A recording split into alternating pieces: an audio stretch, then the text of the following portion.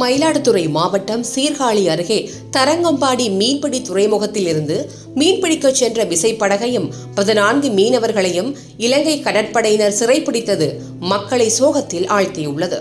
கடந்த 3ஆம் தேதி வானகிரி மீனவ கிராமத்தைச் சேர்ந்த 14 பேர் தரங்கம்பாடி மீன்பிடி துறைமுகத்தில் இருந்து மீன்பிடிக்க சென்றுள்ளனர்.